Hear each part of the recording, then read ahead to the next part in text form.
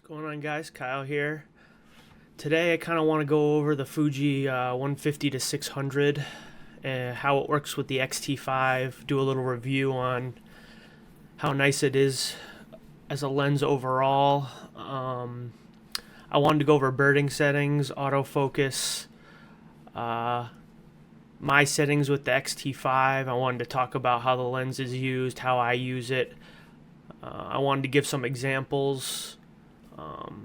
And I want to go over how I use it for wildlife photography and basically just go over in general a lot of different topics surrounding how I do my birding. And when I say birding, I'm talking specifically about not birds in flight, but just basically like still wildlife.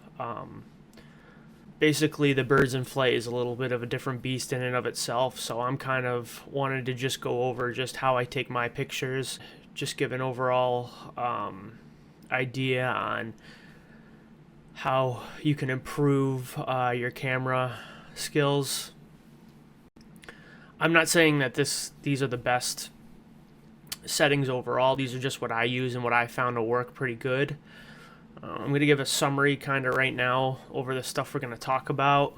We're going to start off with autofocus and how well the XT5, I believe the XH2S, that's also the same type of autofocus capabilities. We're going to talk about the XT5 and what settings I use. We're going to start off with that, and I can basically take you through the settings, and we're going to see what seems to work the best in terms of getting the best tracking for basically perched birds. We're going to go over teleconverters as well. We're not going to talk about the 2X teleconverter. We're going to talk about the 1.4 since I have that and I've been using that. The 1.4 teleconverter is very useful in different situations. So you kind of need to understand how to use it and the drawbacks versus the benefits of the teleconverter itself. We're going to talk about shutter speed, aperture, ISO. We're going to talk about what you should be using for those different settings and what works best for these type of situations. We're going to talk a little bit about angles and what makes a good picture. In general, we're going to talk about why you should underexpose photos versus overexpose them while we're talking about how to take pictures at good angles. So we're also going to talk and give examples. I'm going to give you some examples of photos I've taken over the last, I believe, 2 months with owning this 150-600. We're going to talk about low ISO versus higher ISO. People think that lower ISOs are just better in general, and that's definitely not the case, especially when you're using a darker lens like the 150-600. You can't be just using lower ISOs the whole time because you put yourself in a bind because you end up having your shutter speed a little higher, or lower, sorry, to compensate for that, which isn't good. So we'll go into detail about that. We're going to go into detail about using CH versus CL, when you should use CH versus CL for taking pictures. We can go into that. We're going to talk about the accessories I have on my XT5, which is good. You can see what I like using, what's good for your accessories, what you kind of need, what you don't need, what works better, what doesn't, and what actually helps you take better photos. Certain accessories can really help, so that's kind of why I want to go over that. And I also want to talk about the function buttons that I use on the XT5, because function buttons are really important, especially when it comes to taking things very quickly, because you're going to be kind of caught in a bind if you have stuff going on. You need to be able to navigate very quickly on the back of your camera. So yeah, we're going to go through all four of those things, or all of those things in general. And yeah, we're going to kind of do a video on birding and my settings and what works best for me. Okay, so here we are in the menu of the XT5. I'll go through each menu section and kind of describe the settings I have for taking photography of wildlife. We can start off with video. We're going to go into the normal image settings. We're going to go into autofocus, and then we're going to go into just normal general settings. Let's start with movie settings.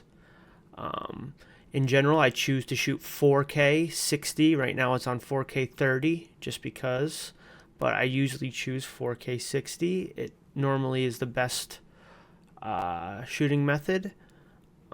I don't like doing 6.2K compressed. I normally just like doing oversampled 4K. It looks really, really good, and there's no really reason to do 6.2K. You really don't see huge of a difference. And it's just better off using 4K. I really don't need to describe it too much. Sometimes I use high-speed recording. That's with 1080p. You can choose to shoot 120 frames per second. That's looks very good when you're taking pictures and videos of birds that are doing cool stuff in motion. Sometimes I use that, but normally, like I said, I've been using 60 frames with 4K. Recording settings, I always record on both chips just because it's easier. F-Log recording, I'll usually use HDMI. I don't use F-Log or F-Log 2. It's a little bit bland looking, so I choose not to use it. I use multi-photometry. I'll use IBIS and boost IBIS depending on what's the situation is. If I'm tracking, obviously turn boost off, turn IBIS off, or IBIS stays on but turn boost off. Don't use zebra settings, and that's really it. Going on to IQ mode, we are going to use standard. Standard's fine because when you pull in the raw file, you just throw whatever you want on top of that. I choose to use standard, 100 white balance. I choose to use auto white balance, 100 range. Normally, I use ISO noise ratio -4. I think this is just for video, but for normal cameras, I'll use -4. Like I said, sharpness, whatever. This stuff isn't really too big of a deal. It depends on what you want. I just use everything standard because it's easier. Now going into the autofocus settings. This is camera still autofocus for taking pictures. Right now I'm in the movie settings, but so everything's not going to be as it should because I can't record the still section because of the way that the recorder works. So I'm going to basically take you through the settings of what it would be in my still section. So focus area, obviously. Focus area would be, I choose to use single point. I can't show that here, but single point really works well because the reason why it works well is because you get the extra 425 points, which you can't see here. So having 425 points versus 116 or whatever it is lets the autofocus get a little bit more accurate when you need it the most. So like I said, have it on single point. You can't see that right now because I can't record the menu, but use single point and use tracking if you're having some issues with single point. Just try using wide tracking mode, which is basically the second to last one, which it's not all, but it's the zone mode. It's zone wide tracking. But like I said, try using single point, which works the best for me. So we have, normally this is not on the right spot because obviously I'm not in the menu, but tracking sensitivity will be 4. I do front. You'll see that it'll be front. I use 4 though for the number. This is on 2, so normally I'm on 4. This is just speed for autofocus. But I'll be on front for the other setting. You'll see that in the other section. But that's basically it. 4 is usually the best. I really don't have much to say. You can screw around with it and see what you like. But wrap point, I disable that. This isn't really important. Subject detection, obviously do bird. Bird subject detection works the best. AF plus MF, I would turn that on, obviously. So I've been switching back between continuous and single. Continuous I like a little bit more just because the way that the birds move, it's a little bit easier to catch. And focus check, I usually have that on. That way you can zoom in and make sure your focus is okay. It works pretty well. Yeah, and one thing I also want to say is turn the focus shutter make sure that when you press your shutter button, that it doesn't focus that way and it focuses with your back button. That way you can get used to having a separate button focus and a separate button take your picture. So you want to turn off your shutter focus and just make it so you could take a picture. Once you turn the shutter focus off, that's good.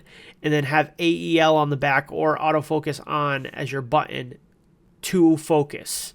It's a huge difference because you're really training your brain to focus and then take the picture and not just have it all at one time, because you will screw yourself over that way. Touchscreen, completely off. Don't use the touchscreen. There's no reason to use it. It's not beneficial. It's not good. Touchscreen is not useful. Like I said, you could use continuous or single. Single isn't gonna, if you're using single, I would use pre-autofocus. If you're doing it that way, that way you get a little bit of benefit in terms of speed if you're using single. Sometimes I'll do autofocus continuous, like I said, or I'll do autofocus single with pre-autofocus on, which works pretty well. So yeah, I can go and this is the sound settings. Don't use any sound settings, no time code settings. I can go through my screen if we want to do that. Let's go through the screen real quick. I'm just looking right at this. So as you're looking through right now, I'm using, we'll start in the top left here. Long GOP is just the type of compression mode or whatever it is, which works fine. I believe it's H265 long GOP, or H264 actually, 264. 264 looks a little better in my opinion rather than 265. So try H264 long GOP. I think you'll like that a little more. 4K 30, even though we want to do 4K 60 most of the time. We got 16 minutes left of recording. We have 2 chips. We have HDMI enabled. It's saving as an MP4. We have standard film simulation. We have dynamic resolution of 100. We have boost mode on. Always have boost mode on. You need to have boost mode on. Boost improves everything. It improves autofocus. It improves your battery draining, which, it's worth it. So it's going to drain your battery faster, but you need to have it on. We have the histogram. Histogram is the most important thing you're going to have, because the histogram tells you whether your exposure is proper, obviously. So like I said, if we change this, the exposure goes up. We're still in, and we can go higher, higher, higher until, see, now we're at the edge, and we're still at the edge there, we're still at the edge there, and right here would be like a proper exposure if the darks are a little bit higher.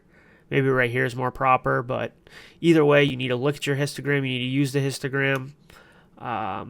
Yeah, and like I said, we have just the triangle here, we have ISO, we have aperture, we have shutter speed, and then we have our exposure on the left side. And obviously we're in bird mode. So that is that. And yeah, thanks for watching this little part of the settings. First topic that I kind of wanted to talk about is teleconverters. So as you can see here, this is a weather resistant Fujifilm 1.4 multiplier teleconverter. So essentially what this does is it multiplies your focal length by 1.4. So if you're using, for example, the Fuji XF150-600, your focal length is going to go from at the longest range from 600 times 1.5. So I believe that comes out to like 900. And this is before the crop factor, because we are using a crop sensor camera. So that's 900 millimeters you're going to have on your longest range. So because of the 900 millimeters, there are trade-offs, as you know. I'm just going to give a brief overview of, like I said, of how these converters work. You have 900 millimeters with the 1.5. So the trade-offs, what are the trade-offs? The trade-offs are you have less light coming into the camera, which means you're going to lose a stop of aperture, which means because, say for example, you have the XF150-600, it goes from 5.6 aperture to 8, depending on your zoom. So if we take the longest, focal length when you're zoomed all the way out, you're at 8. You're at f8. So f8, next stop above f8 is f11. So when you're using this teleconverter, you'll be at 900 millimeters focal length with a f11 minimum aperture, and that will mean that if you have this on, you need to basically have a lot of light coming into the camera, because if you don't have a lot of light coming to the camera, you're going to need to jack up the ISO way higher than you need to, and it's going to cause a lot of problems. And also you're going to need to lower the shutter speed to a point where it's not very good, especially for birds that are moving fast. So the question is, should you use a teleconverter or not?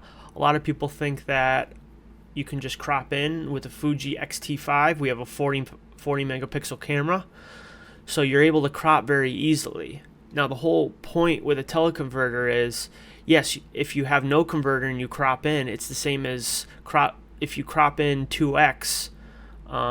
If you crop in 2x on a picture, right, you lose 100% of the you go down by 50% on the megapixels. So if you crop in 2x to the center of a 40 megapixel picture, then you're going down to 20 megapixels. And the question is, do you do that, or do you put on a teleconverter and you get the same 40 megapixel you get the same 40 megapixel picture, but you're also losing image quality. I forgot to mention that you're also losing image quality with the teleconverter as well. So you end up with the same picture essentially in some type of way. They're very close, but what matters, what's more important, is the fact that when you're zooming in more than 2x, for example, zooming in 4x or 8x, when you're using a 40 megapixel camera, you're really taking away that sharpness when you zoom in without a teleconverter. You go to 4x or 8x. When you're using the 1.4 teleconverter, you will get a sharper image zooming in 4x or 8x using the teleconverter. So that's where the benefit is. The benefit is if you need to zoom in very far or crop in very far, you're better off using a teleconverter versus say cropping in 2x with a teleconverter versus cropping in 4x with a non-teleconverter photo.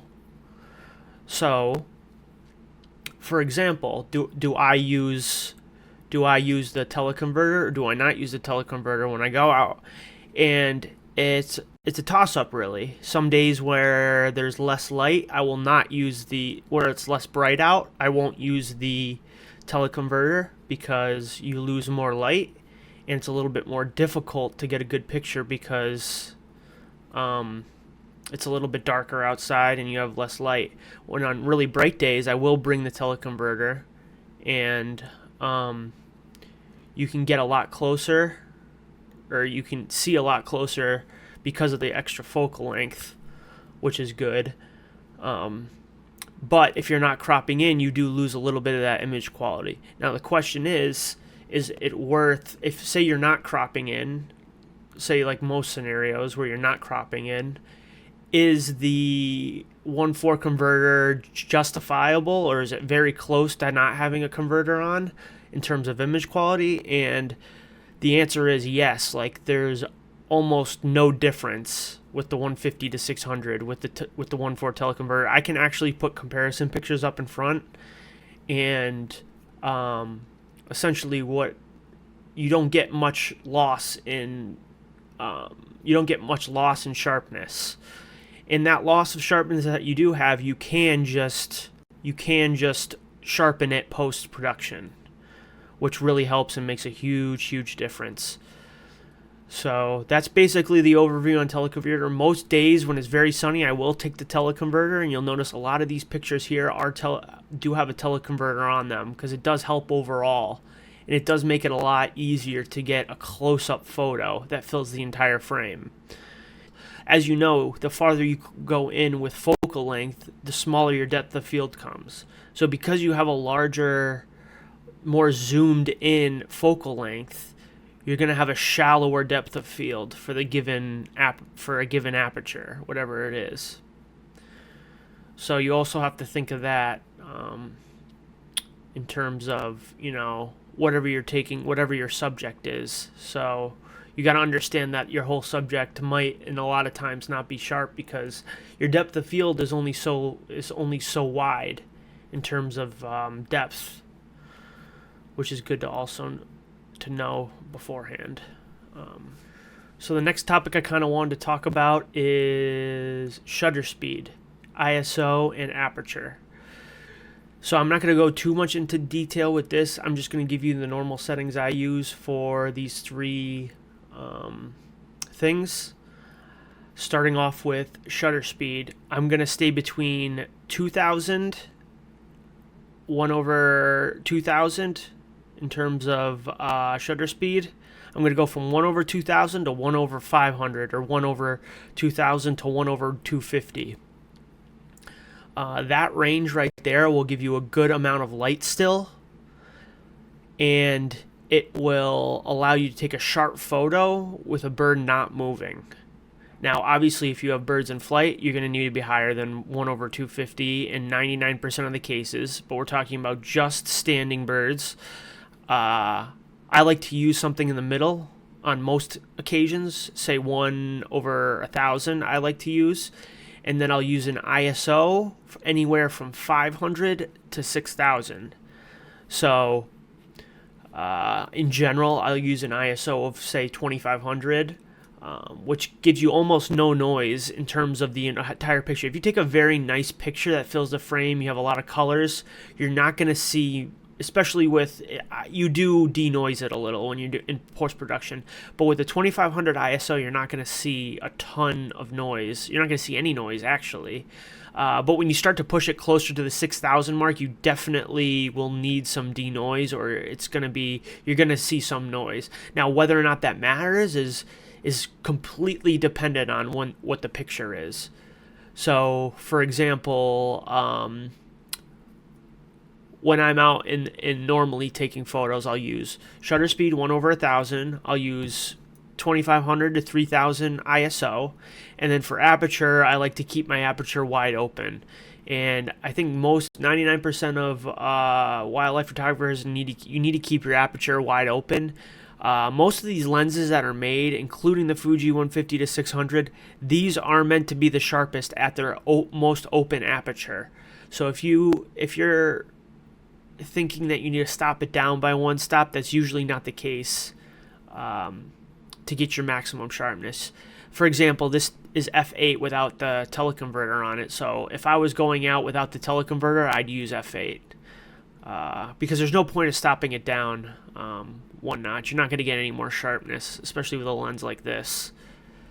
So yeah, so aperture as open as you can, shutter speed 1/2000 to 1/250. There is a rule that says 1 over your focal length. For this case, it'd be 1/600. That's like an average number. You can use that if you want. ISO anywhere from 500 to 6000. Okay, so this topic is going to be talking about angles while taking pictures and underexposure versus overexposure. So, for example, if you're taking pictures, the best idea, what you want to do is get pictures with a good background and good foreground, as well as have a good subject. That's the whole goal of a good picture, is to have a very full picture, one that has details not only in the subject, and that is obviously the case for any photo, most photos taken, whether or not it be birds or whether or not it be landscapes or portraits. So let's take an example. If you're taking a picture of a bird, the ideal goal is to blur the background. Blurring the background is done by essentially creating distance between your subject and your background. So the ideal goal is to get your subject as close to the camera as possible and your background as far away from the subject as possible. So what that'll do is that'll create your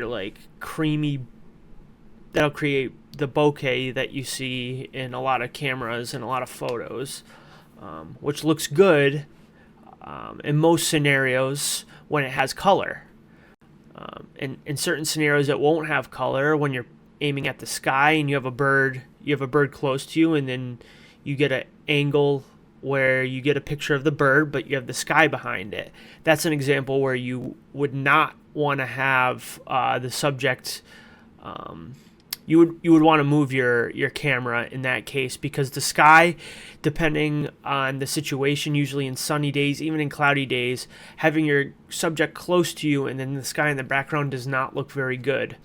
The main goal on a picture like this is to get the subject in the foreground, and then to get either, say, the woods or some colorful background that's at eye level, basically, with your camera. So if you were taking a picture of a bird in the tree, you'd be pointing up, which is not very ideal. The ideal way to take a picture is to take a picture that's level.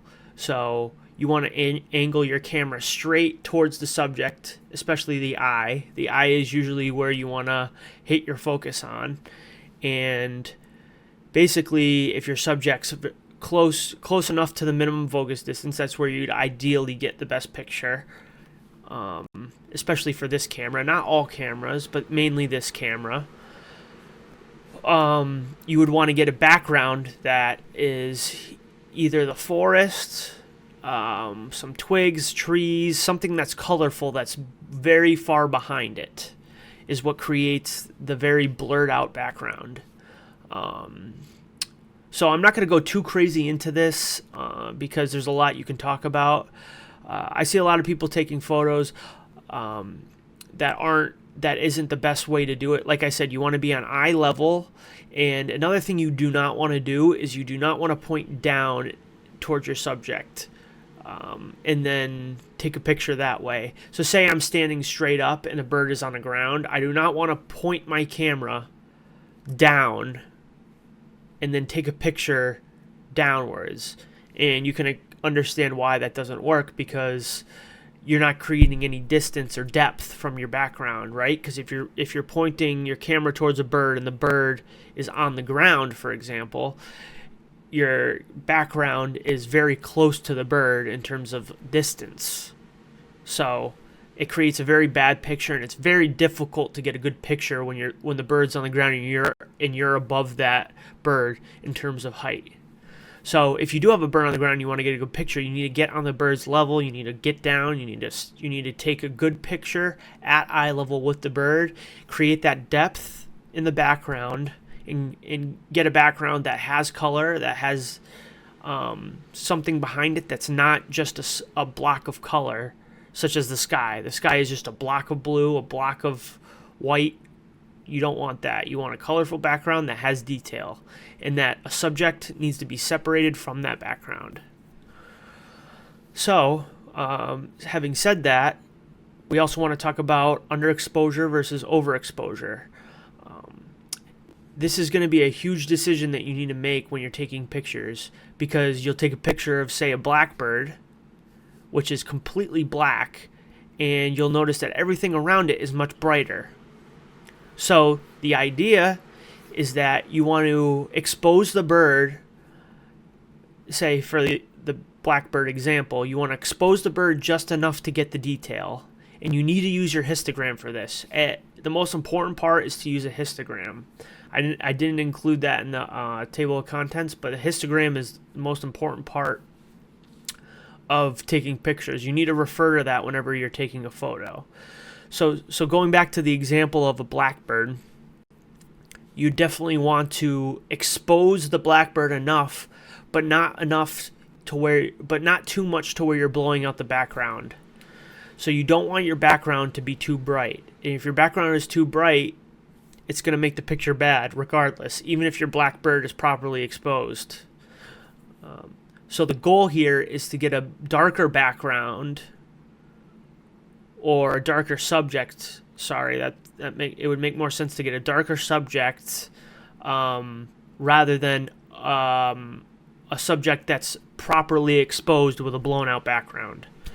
So I've learned that over the last few weeks, that you just need to make sure that you're always fiddling. So also, I haven't been using auto ISO, and I haven't been using I haven't been using auto ISO because I find it a little easier to adjust the shutter speed to change my exposure. This is what I do personally. A lot of people choose to use auto ISO, and the reason why I don't use auto ISO is because the camera doesn't know 90% of the time what makes a good photo.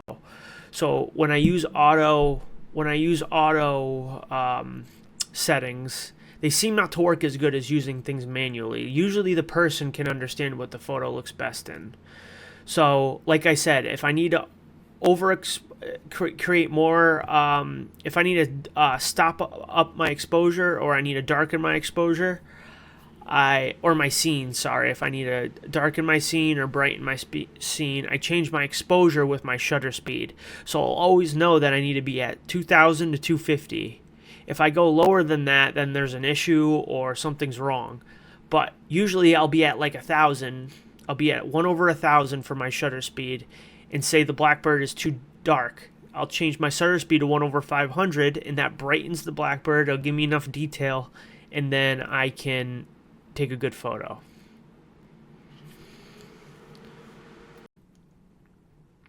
Alright, so the last three topics I did want to touch on were CH versus CL, the accessories I use, and the function buttons I use. So starting off with CH versus CL. So honestly, I can't remember off the top of my head what CH and CL stand for. They're on your camera, and they're basically a high-speed capture button where if you turn on CH or CL and you hold down your shutter, you will take multiple pictures versus a single photo. They're burst modes is what they are. So CL is a slower burst mode, and CH is a faster burst mode. In general, I like to use the slower burst mode rather than the faster burst mode. The reason for this is it gives more time for the camera to autofocus. A lot of the times you will want to use CH, the higher burst mode, because if you're trying to get a very nice and focused picture, you want to send off as many photos that you can, and the chances are one of them will be in focus. The thing is, you're going to be taking up way more space in your camera very quickly if you choose to do that on every photo you take. Using CL, this is about 5 frames per second versus 10 to 15 for CH.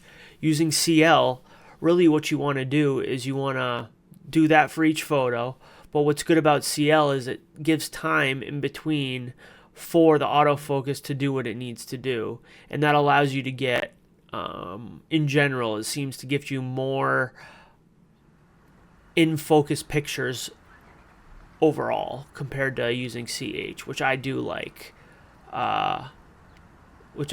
Using, but CL is generally better. So a lot of the times I will be using CL. If I'm not on single mode, I will be using CL because it works a lot better that way. And like I said, I use it on 5 FPS, 5 pictures per second when you hold it down.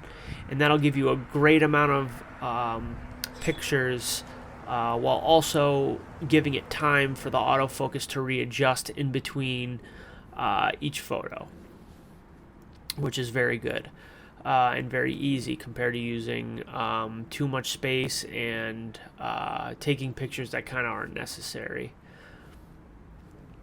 So, moving on from here, we can talk about my accessories that I use. So, I have a few accessories that I like to use on my XT5. Those are, I'll count them off for you. I like using the peak straps. I like using a brass shutter button. That's 2. And I also like to use the lens grip thumb grip. I believe that's what it's called. The lens mate thumb grip. It's expensive. It's more than $35, but it gives you a good spot for your thumb to rest while you're trying to take pictures. So those are the 3 things I like to use. The lens mate thumb grip is the newest one I've added, and it's a very good little accessory to have. It works good because it gives you a place for your thumb to go.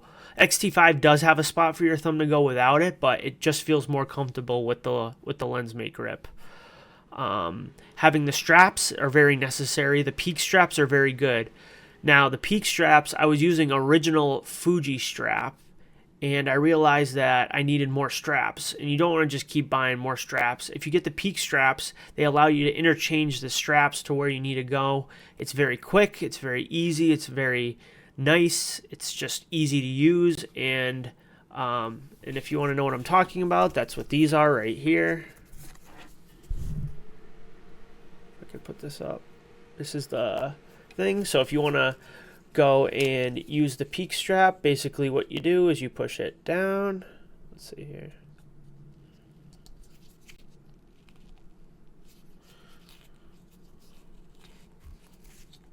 See how it starts to slide out?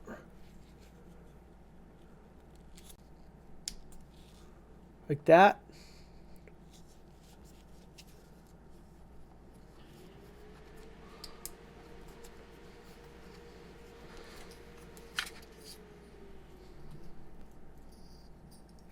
So basically what it does is it allows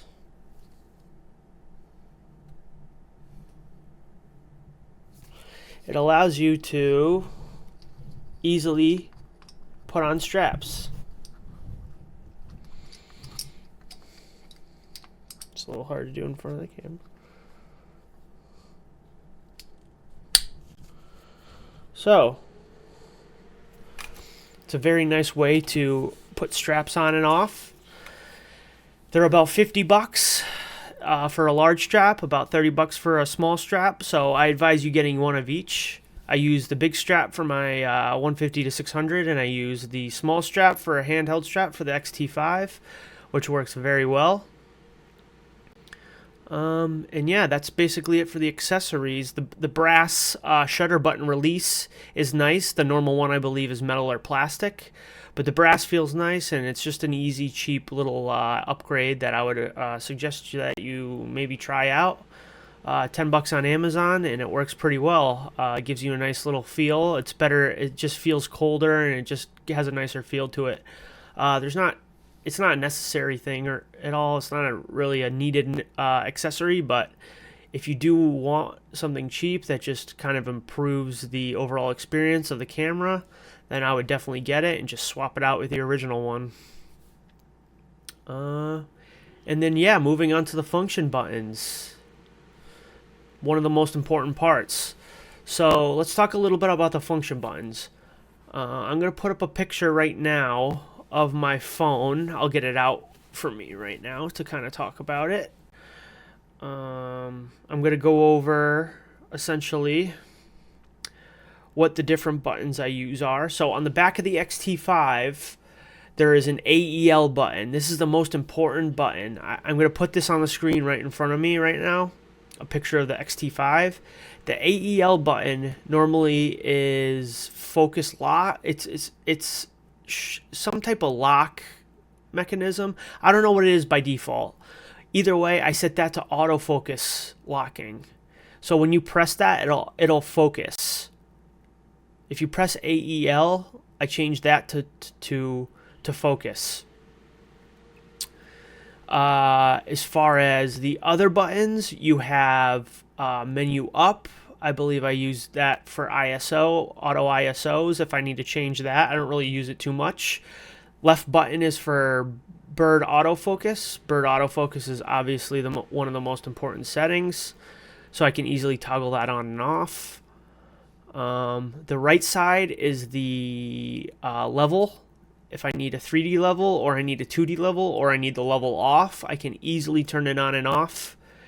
The top function button on top right next to the exposure dial would be the IBIS on and off. If you're obviously on a tripod, IBIS needs to be turned off, and that's an easy way to do it. You can also go in the Q menu to do that. And then the last but most important thing, you'll see another picture on the screen here of the front of the camera. There is a button in the front that's next to the manual, continuous, and single dial. But what you'll see is a little button on the front that will bring, what I change that to is I change that to playback, or just looking at your photos. And that's a great button, and it works so great, because if you have one hand on the camera, you cannot press the playback button on the back of the camera with one hand. You physically cannot reach the way that because you need to hold the camera, so you can't reach over to the playback button while holding. So what you do is you just press the front with your index finger. You easily can see the photo without even touching it, and it works great. So yeah, that's basically the overall of all my function settings. Nothing really else is that important. AF on button is set to something, but I don't really use it. Oh, AF on is set to photometry. If I want to change the, or if it might be set either to photometry or the autofocus mode, one of the two, if I need to change the autofocus mode. But yeah, so that's my function buttons and how they work for me and why I think they're necessary. So that's it.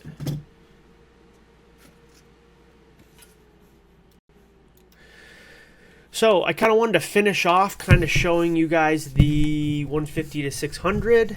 I know you can't see my face with this in the camera, but I wanted to do a little bit of a review of this bad boy before I went away and finished the video.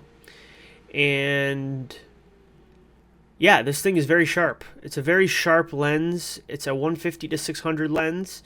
It zooms internally, and it is very quick. It's not quick, but it is a slower lens because it's only f8, f5.6 to f8. But even though it's slower, it does produce very nice images.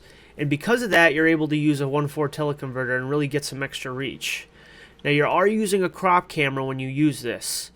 So you do have that 1.5 multiplier, and you do get a little extra reach because you're using a crop sensor. It's also very lightweight, and when you're spending hours and hours in the field basically shooting birds, you need something that weighs less than 2 or 3 kilograms. And this is what you want. This lens, as big as it is, look at this thing. This thing weighs 1.5 kilograms, 1.5 pounds, something like that. And it really does exactly what you need it to do. It's very sharp. It's very quick with focusing in and out. It takes basically a half of a turn to get your full zoom out of it, which is great because a lot of the time what you do when you take pictures of birds or wildlife or anything for that matter, you're zooming all the way out to find your subject, and then you're zooming in all the way to get hold of that subject and to get the good picture. So you need a lens that you don't need to spin around twice to get the full focus out of it, which is really nice. Like, they did a very good job building these. Now, when it comes to the buttons on the side here, as you can see right here, I do not use the buttons, the special buttons, to change the focal length or to change the zoom. It's pretty unnecessary when the focus ring works very well in the first place. Also, the aperture ring is very, very smooth, very clicky, as you can hear.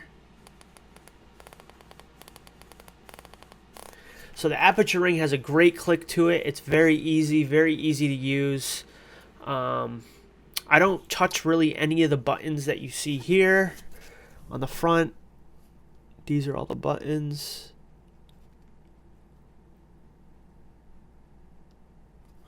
I never use auto aperture.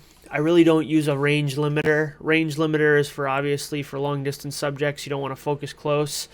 I don't use AF lock or any of that type of stuff. But yeah, overall, I'm really happy with this lens. I think it's worth the money that I paid for it. I think the reason... I think the stabilization is also very good as well. The stabilization, it has 5 stops, if not more. It might have 5.5 stops, if not 6. But I know it has at least 5 stops of OIS. And the thing is, it really is easy. Now, what people don't take for granted is because of the fact that the weight is it's a lot lighter than a normal lens, is when you're taking video handheld, that's the important part, right? You're taking handheld video and you're trying to hold, right? If I'm up here and I'm trying to hold, if I'm holding this thing for a minute and a half, how do you think your arms are going to feel with a lens that's twice as heavy, right? So that's the benefit of this thing. This thing weighs nothing for what it is and for the focal length that it has. So you can take some really good video handheld and your arms only start breaking after like 3-4 minutes of holding that actual lens in the air.